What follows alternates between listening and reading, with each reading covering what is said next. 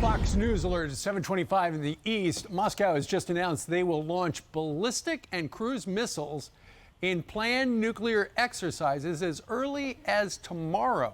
Meanwhile, President Biden is warning of an invasion by Russia of Ukraine in the next couple of days. And Vice President Kamala Harris has been dispatched to Germany, where she's going to meet with the Ukrainian president on a mission of peace. Let's bring in Fox News senior strategic analyst and retired four-star General Jack Keane. General, good morning to you. Yeah, good morning, Steve. What do you make of Russia saying, yeah, next couple of days we're going to be testing our nuclear cruise missiles?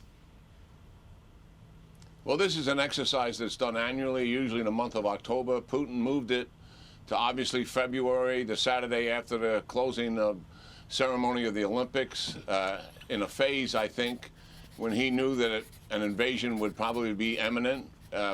Nuclear weapons are not a factor in this crisis, for our audience to understand that. While Russia has a dramatic amount of nuclear weapons complementary to the United States, Ukraine does not have any. They gave up their nuclear weapons as a result of the collapse of the Soviet Union. But it's certainly, he's doing it to dramatize Russia's military might and power. And certainly this is something, this kind of hubris is something that Putin is truly all about.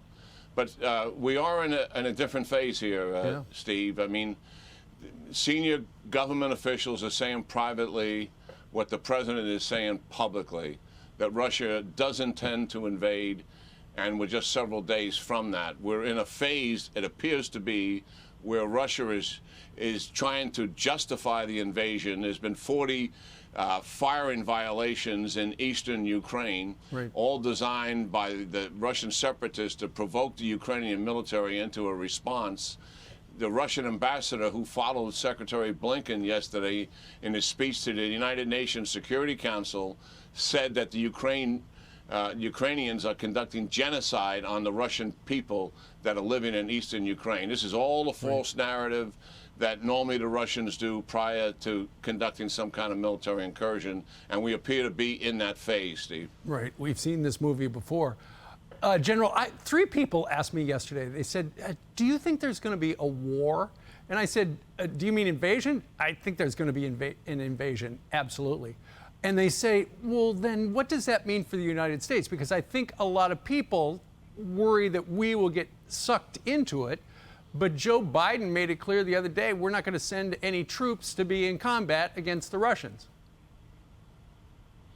Well, we've had three successive presidents, Obama, Trump, and Biden, all who want to help Ukraine defend itself, but because it's not a NATO nation, would not commit troops to defend it. And certainly the United States has made no preparations whatsoever with the Congress to go to war with Russia over Ukraine. But my problem with this is it's going to be a war for the people on the ground in Ukraine, for sure. And that's indisputable, for civilians and also for their soldiers. And it'll be horrific, as it always is. But the problem I have with the U.S. policy, if we made that statement, we're going to help Ukraine defend itself, we're not going to put our troops there, then why didn't we go all out to do that? I mean, here we are, they're going to test cruise missiles and other things. Ukraine has no defense against any of Russia's missiles, not a very good defense against their rocket artillery, and a very limited defense against their air power. They just have shoulder-fired Stinger missiles, and we didn't give them to them. The Baltic states did. And that's sort of we should have given them the air defense systems that they need, the electronic warfare systems to counter the Russians, some real significant military aid. The anti-tank weapons we gave to them, certainly good. Small arms, certainly good.